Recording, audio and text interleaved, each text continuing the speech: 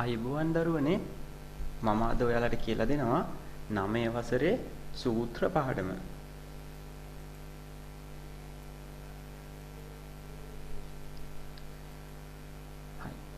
එකිනෙකට සම්බන්ධ රාශීන් කීපයක සම්බන්ධය දක්වන සමීකරණ සූත්‍ර ලෙස හැඳින්වෙනවා. ඒකෙන් කියන්නේ මොනවා හරි රාශීන් අතර සම්බන්ධයක් දැක්වෙනවා. උදාහරණයක් විදිහට අපි ඔයිලර් සම්බන්ධතාවය ගත්තොත් මුහුණත් ගානයි ශීර්ෂ ගානයි ධාර ගානයි අතර සම්බන්ධයක් දැක්වෙන වීජීය සමීකරණයක් මේ වගේ එකක් අපි හඳුන්වනවා සූත්‍රයක් කියලා. එතකොට ගණිතයේ හා විද්‍යාවේ මේ වගේ සූත්‍ර ඔයාලට හම්බෙනවා. අපි බලනවා සූත්‍රයක පදයක් උක්ත කරන්නේ කොහොමද කියලා. බලන්නකො මේ නිදසුන. මේකේ දීලා තියෙනවා සූත්‍රයක්. එතකොට v = u ධන at කියන සූත්‍රයේ a උක්ත කරන්න කියලා කියනවා. එතකොට දරුවනේ මේකේ a උක්ත කරනවා කියන්නේ a තනි කරගන්න ඕන. එතකොට අපි a අඩංගු පදය මේක තනි කරගන්න මෙන්න මේ ධන u මෙහා පැත්තට ගෙනිනවා. එතකොට ඍණ u වෙනවා. එතකොට v ඍණ u සමානයි at.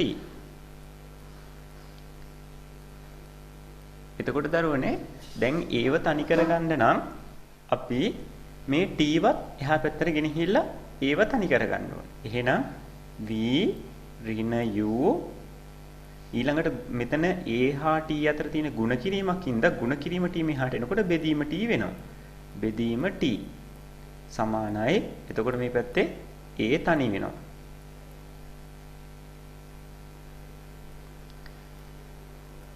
ඊළඟට අපි බලමු ඊළඟ ගාන.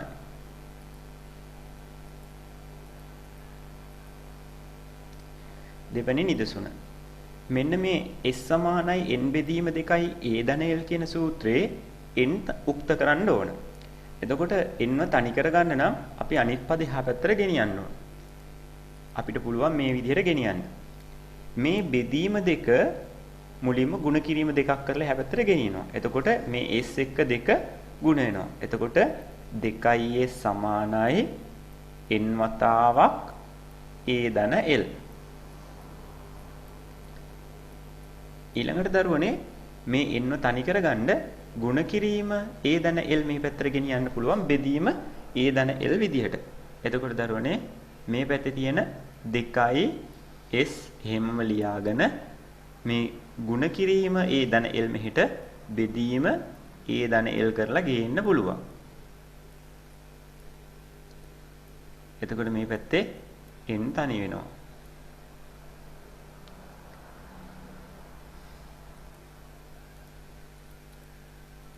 ඊළඟ ගාන. l සමානයි a ධන n ඍණ 1 වතාවක් d සූත්‍රයේ n උක්ත කරන්න. එතකොට දරුවනේ අපි තනි කරගන්න ඕන. උක්ත කරන්න ඕන පදේ n නිසා n අඩංගු පදේ තනි කරලා අනිත් පද තමයි ඉස්සෙල්ලාම එහා පැත්තට ගෙනියන්නේ. එතකොට ඔන්න l ධන a මෙහාට එනකොට ඍණ a වුණා සමානයි මේ පැත්තේ ඉතුරු වෙනවා n ඍණ 1 වතාවක් d. ඊළඟට දරුවනේ මේ n තනි කරගන්න ඊළඟට භාජකයේ මේ වරහණට පිටින් තියෙන d ಗುಣ කිරීම d අපිට පුළුවන් මෙහාට බෙදීම d විදිහට ගෙනියන්න. එතකොට l ඍණ a ಗುಣ කිරීම d මෙහාට එනකොට බෙදීම d වෙනවා. එතකොට මේ පැත්තේ ඉතුරු වෙන්නේ n ඍණ 1. ඊළඟට දරුවනේ මේ ඍණ 1 n ව තනි කරගන්න ඍණ 1 මෙහාට එනකොට ධන 1ක් වෙනවා. එතකොට l ඍණ a බෙදීම d ඍණ 1 මෙහාට එනකොට ධන 1ක් වෙනවා. එතකොට මේ ධන 1 මේ උඩට විතරක් එකතු කරොත් වැරදි. හේතුව මේක යට තියෙන 1 හරය වෙනස් ඉඳන්ම පැත්තකින් එකතු කිරීමක් දාලා ලියා ගන්නවා. ඊළඟට අපි බලමු ඊළඟ ගාන. දැන් ඔයාගේ අභ්‍යාසයේ ගණන් කීපයක් මම මේ විදිහට අරගත්තා කියලා දෙන්න. අපි බලමු මෙන්න මේ 4 වෙනි ගාන. y සමානයි mx ධන c සූත්‍රයේ c යුක්ත කරන්න. එහෙනම් අපි බලමු y සමානයි mx ධන c. මේ සූත්‍රයේ c ව තනි කරගන්න නම් ධන mx මෙහාට යනකොට ඍණ mx වෙනවා. එතකොට y ඍණ mx සමානයි c. මේ හතරවෙනි ප්‍රශ්නේ රෝම ඉලක්කම් 1. ඊළඟට අපි රෝම ඉලක්කම් 2ට යනවා. මෙම සමීකරණේ m මුක්ත කරන්න. එහෙනම් අපි ලියනවා y සමානයි mx ධන c. එතකොට m උක්ත කරන්න ධන c මෙහාට යනකොට ඍණ c වෙනවා. m අඩංගු පදේ තනි කරගන්න. එතකොට y ඍණ c සමානයි මෙතන එනවා mx. ඊළඟට m ව තනි කරගන්න ගුණ කිරීම x මෙහාටදී බෙදීම x වෙනවා. එතකොට m සමානයි y ඍණ c බෙදීම x වෙනවා.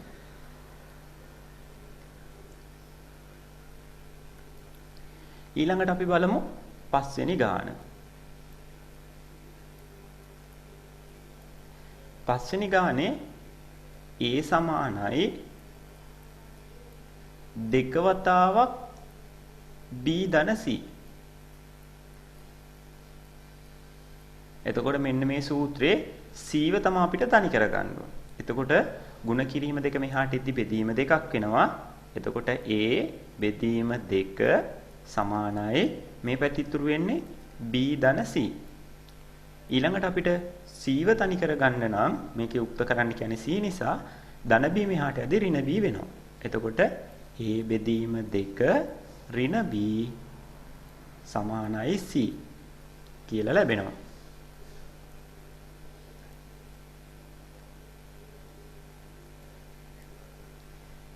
ඊළඟ ප්‍රශ්නේ ප්‍රශ්නාංක 6.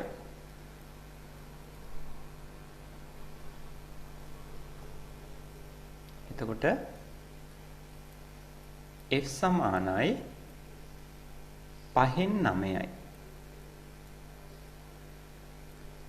5න් 9යි c ධන 32. හරි.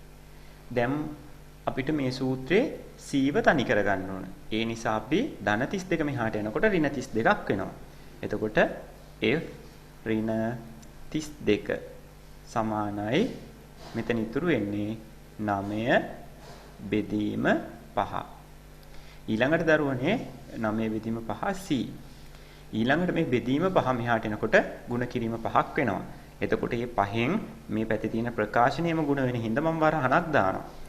f ඍණ 32 සමානයි මෙතනින් ඉතුරු වෙන්නේ 9යි c. දැන් c ව තනි කරගන්න ಗುಣ කිරීම 9 මෙහාට එද්දි බෙදීම 9ක් වෙනවා. එතකොට 5 වතාවක් f ඍණ 32 f ඍණ 32 බෙදීම 9 සමානයි c.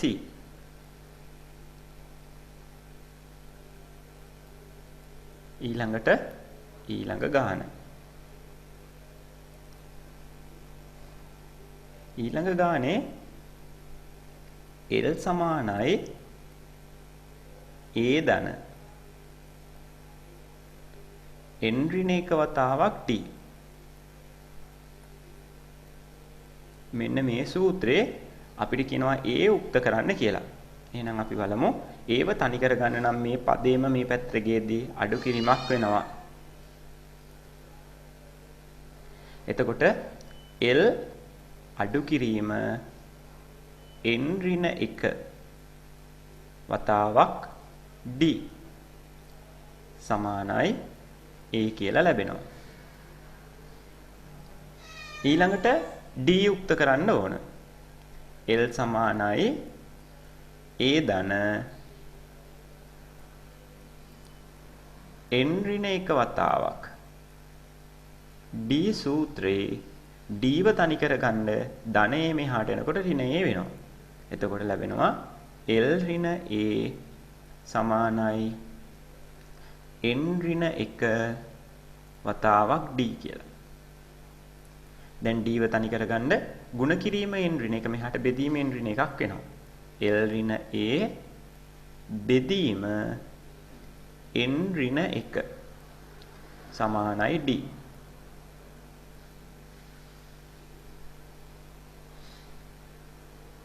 ඊළඟට ඊළඟ ගාන 8 වෙනි ගාන x බෙදීම a ධන y බෙදීම b සමානයි 1. සූත්‍රයේ y යුක්ත කරන්න. මේකත් දරුවනේ ක්‍රම කීපයකට අපිට කරන්න පුළුවන්.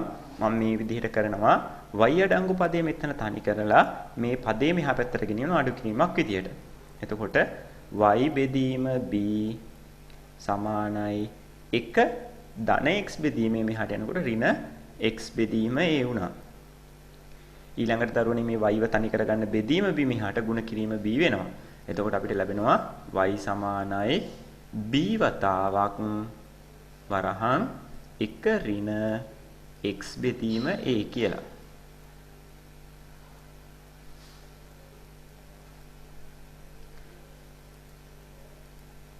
ඊළඟට අපි බලමු දරුවනේ ආදේශය කොටස කොහොමද කරන්නේ කියලා.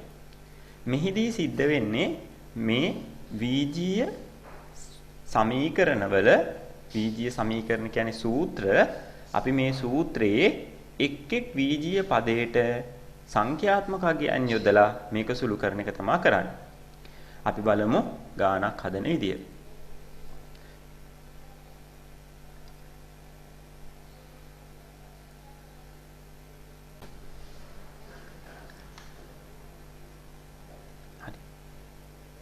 A සමානයි B ධන C.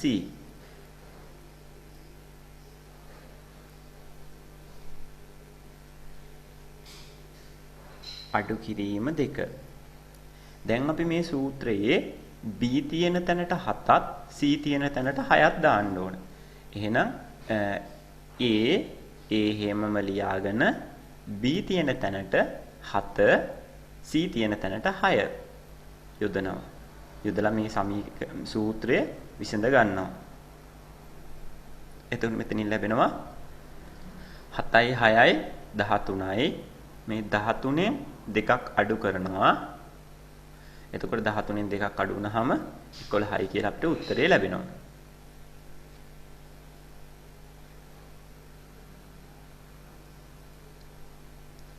ඊළඟ ප්‍රශ්නය. C සමානයි 5 බෙදීම 9යි F ඍණ 32.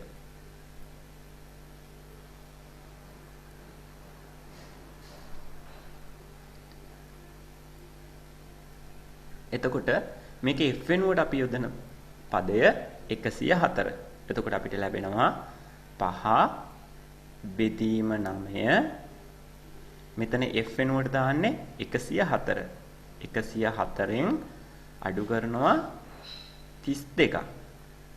එතකොට දරුවනේ අපිට මේකේ ලැබෙනවා උත්තරේ මේ විදිහට 5 බෙදීම 9යි අඩු කරද්දී මෙතන 14න් දෙකක් 4න් දෙකක් අඩුනහම 2යි. මෙතන 10න් 3ක් අඩුනහම 7යි. ඊළඟට 9 වරක් 8 8 වරක් 5 මෙතන ගුණ වෙනකොට උත්තරේ එනවා 40යි කියලා.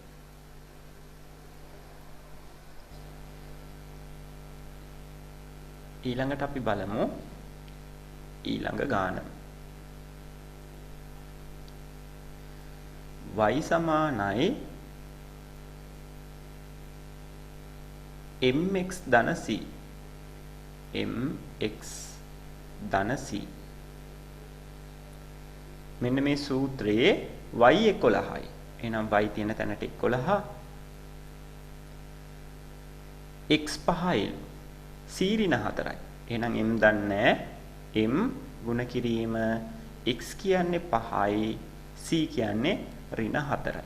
එතකොට දරුවනේ මේ ඍණ 4 මෙහාට එනකොට ධන 4ක් වෙනවා. 11 ධන 4 සමානයි මේ පැත්තේනවා 5යි m කියලා. 11යි 4යි 15යි 15 සමානයි 5යි m. දැන් දෙපැත්තම 5න් බෙදනවා. 5ට 5 කැපෙනවා. එතකොට අපිට ඔය දරුවනේ උත්තරේ ලැබෙනවා මේ විදිහට m සමානයි 5/3යි කියලා. ඊළඟට 4 වෙනි ප්‍රශ්නය.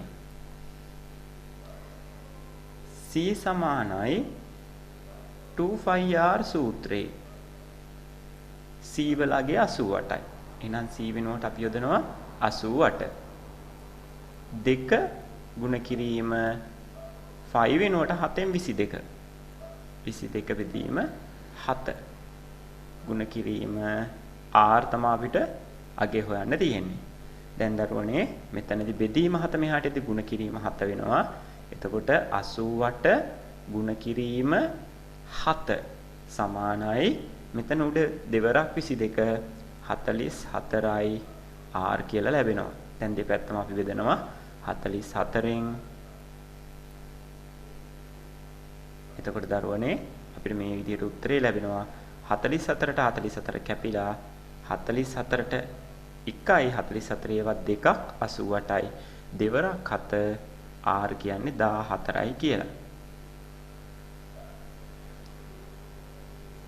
ඊළඟට 5 වෙනි ප්‍රශ්නේ. L සමානයි a ධන n ඍණ 1 වතාවක් d.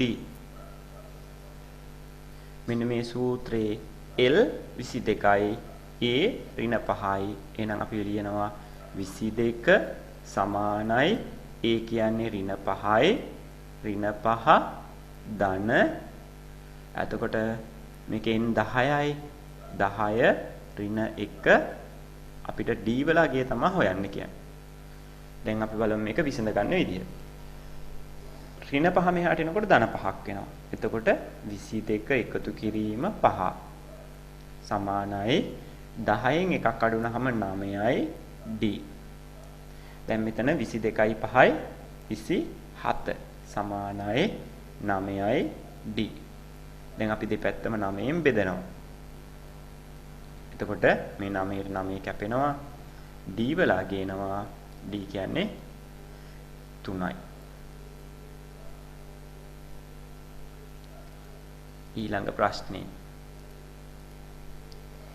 S සමානයි n බෙදීම 2යි a ධන l. මේ සූත්‍රයේ S වලගේ ඍණ 330යි. ඍණ 330යි. a වලගේ 15යි l 48යි නම් n වලගේ අපෙන් අහන්නේ. n බෙදීම 2 a වලගේ 15යි l වලගේ ඍණ 48යි. එතකොට දරුවනේ මෙතනදී අපිට ලැබෙනවා බෙදීම 2 මෙහාට ගුණ කිරීම 2ක් එනවා. ඍණ 330 ගුණ කිරීම 2 සමානයි මෙතන අපිට අඩු කරගන්න ඕන. එතකොට 48න් 15ක් අඩු කරගන්නවා. එතකොට 8න් 5ක් 3යි 4න් එකක් 3යි. එතකොට මේක වැඩි සංඛ්‍යාව ඍණ හින්දා ඍණ 33යි n කියලා අපිට ලැබෙනවා. දෙපැත්තම අපි බෙදනවා ඍණ 33න්. ඍණ 33න් දෙපැත්තම බෙදනවා. එතකොට දරුවනේ මේ ඍණ 33ට ඍණ 33 කැපෙනවා. එතකොට මේ පැත්තේ n තනි වෙනවා. මේ පැත්තේ 33ට 33 ඒවා 1යි 330ට 33 ඒවා දරුවනේ තියෙනවා 10ක්. ඍණ බෙදීම ඍණ කියන්නේ ලකුණ ධන වෙනවා. එතකොට ධන 10 වරක් 2 කියන්නේ ධන 20යි කියලා උත්තරේ ලැබෙනවා.